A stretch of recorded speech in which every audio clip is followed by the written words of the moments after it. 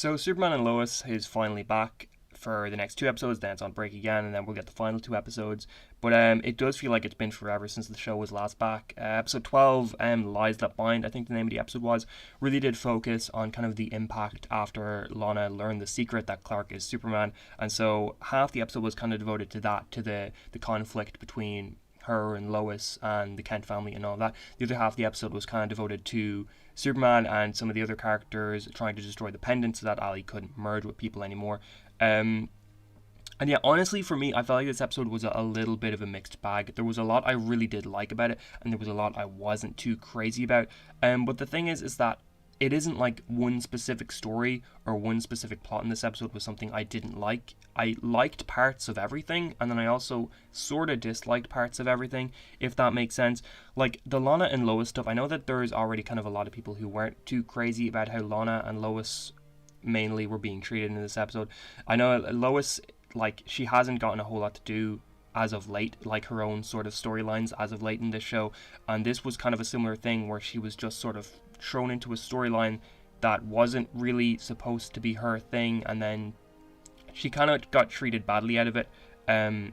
Like Lana was a little bit irrational when she was talking to Lois at points, like talking about how, you know, it was Lois's fault and that she was mad at Lois and stuff like that. That was one of the things where I was like, okay, this feels like sort of drama that we don't really need in the show, that isn't really necessary in the show.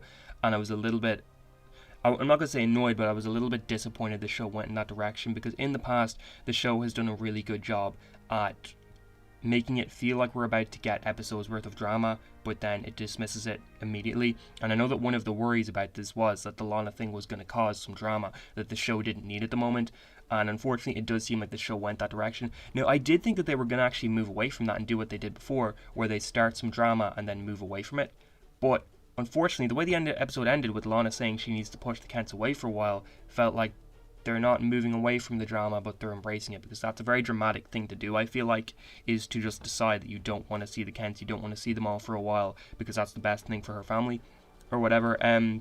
But then there were also some really good scenes with this stuff, like the scene where Lana was in the mayor office and then Lois came in to talk, and then Lois talked about how she hadn't really had any friends, so when she did get a friend in Lana, she didn't really think about how she was hiding the secret and all that. I thought that that was a great scene and a really good insight into what both characters were feeling and thinking, especially a really good insight into Lois and how she's been feeling for a while now and how she felt in Metropolis. That's something I feel like we haven't gotten a whole lot of, is the lives of these characters in this post-crisis world, the lives of these characters before before they've come to the show. I also remember hearing that a lot of people were kind of annoyed that we were going to get a lot of Lana Clark flashbacks this episode, but we got like 2 at the very beginning of the episode and that was it. So I don't know where a lot of the annoyance about that was coming from, because that just didn't happen. But besides that, we kind of touched base on pretty much every character or every storyline at one point, which I liked, because it has felt like the past half of the season we haven't really focused on many storylines. Like, we've instead sort of had an entire episode surrounding one thing, and then we wouldn't touch on characters like Kyle or John Henry Irons for ages, and this episode kind of brought it back where everyone was getting a little something to do, a little something about them, and so I like that. Like, Kyle was back this episode. Now, unlike the Lana thing, I felt like they were going one direction with Kyle that I was not crazy about, and then they didn't go that direction, like when they had Kyle call Tanya, I think her name was, the woman that I think Kyle was having an affair with or something, and I felt like, oh no, they're going to have Kyle go back there now because he thinks that Lana is with somebody else. But it turns out he was doing something for Sarah, which I really liked that. That was a good way to kind of imply we're about to get something really drama-filled and sort of soapy, but then they instead went a different direction with. Probably my favourite part about this episode was the fact that Tal-Rho was a huge part of it. He's probably... Clark and Lois are my favourite characters in the show, then probably John Henry Irons, and then Tal-Rho. And I was not expecting him to be in this episode at all. I think that they've done a really good job at kind of hiding who's going to be in an episode when and who's going to be reappearing where, which I really do like. Because the other CW shows, especially Arrow and Flash, they could never help themselves when they were bringing back a guest star or something. They would always have to like announce beforehand in a big way. It could be they announced that Tal-Rho was going to be back in this episode and I just did not see it, or I didn't realize. But I really liked how they kind of dealt with that this episode. We also kind of were getting him pushed a little bit more towards a more brotherly figure for Clark rather than an antagonist-like character.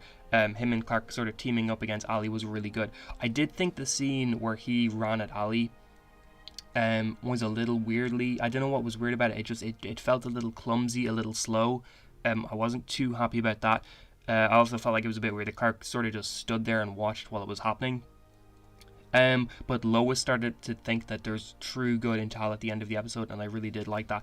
And Tal is sort of escaped now, but I'm sure he's not going to stay escaped for long. I'd imagine we're going to see him in episode 14 or 15 of the season. He'll probably be involved in the final big battle, whatever that is, whoever is involved in that.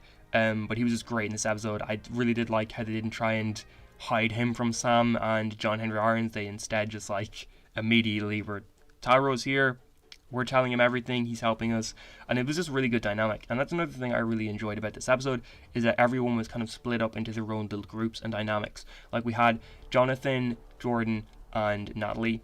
We had John Henry Irons, Sam, Clark, and Tal. We had Lois and Lana. We had Kyle and Sarah. It felt like they really did a good job at balancing all of the characters in various places. I want to talk about that whole volcano sequence for a second, where we had Clark, John Henry Irons, and Tal-Rho versus Ali Alston. I thought John Henry Irons getting his suit back was great. I like that he was involved in that battle because he's kind of been out of commission for a while now.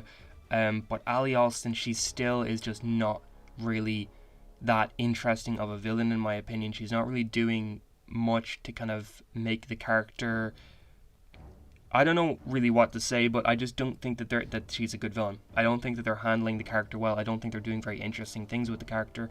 And this episode didn't really do much to alleviate the fears that I've sort of had for the rest of the season, and that is that she is probably the most uninteresting direction they could have went for a villain. Like, I think when you compare her to Tal-Rho or John Henry Irons or all of those sort of villainous characters from last season, or even when you compare her to like Bizarro Superman from early episodes of this season, she's just definitely the most uninteresting of them all. I've seen some people say that Parasite from Supergirl was a much more interesting version of Parasite than the version in this, and I honestly would have to agree with that. I think that whatever they're doing here isn't really working for them, unfortunately. But that whole volcano sequence in general, there were some really great moments in it, like when they were trying to destroy the pendant. But I thought that there were a lot of parts of it that felt surprisingly like clunky, surprisingly clumsy. They just felt very weirdly paced, weirdly edited. And I'm not really sure if it was like a VFX issue or something, but I don't know, there were just moments during that whole sequence where I thought that they weren't really giving the impending feeling of something serious is happening like they should have been. It didn't feel like as serious as many of the other sort of climactic moments this season, unfortunately. Going back to Tal for a second, I really enjoyed how Lois brought up the Morgan Edge stuff, where like she was talking about how he wrote over her byline in the Daily Planet, or he rewrote her article in the Daily Planet, and he was like, I knew you'd bring that up. And it was a moment where I just kind of went, oh my god, I completely forgot that he was Morgan Edge in the first part of season 1. Like, I forgot that he was a completely different character for that long, because now he's just been Tal-Rho for so long, I completely forget about all of that sort of stuff. And I really did enjoy that. Like, it was a good kind of callback to something where you kind of go, oh yeah, that did happen. So I like that.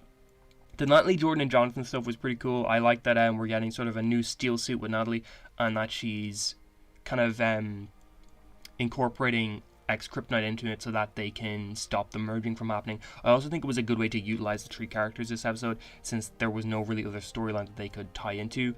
But this way it means that they're still doing something important for the plotline. Like, it was better than if the entire episode was focused on Jonathan being annoyed over the whole football thing, because that was a scene I thought was a little bit unneeded. Like, I know we needed to get kind of clarification on what is happening now that Jonathan is back at school and all the football sort of stuff, but it was something like, if that was the entire episode, I would have been not crazy about it. But the fact that it was one scene and now we've gone into something that is necessary to the plot is something that I do like that the show does with their characters.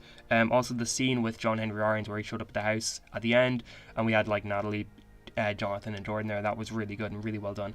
I enjoyed that a lot. The ending now with Bizarro, where they went back to Bizarro Earth and we had Bizarro Tal-Rho, I'm not entirely sure what happened there. I wonder if that's like a case of that Ali can sort of absorb like the essence of another character, and like that's, you know, the character dead and whatnot. But I'm interested to see where that goes from there. But yeah, it was a good episode. I just thought it was a little bit of a mixed bag. But how did you feel about Superman and Lois this week? Did you like it? Did you hate it?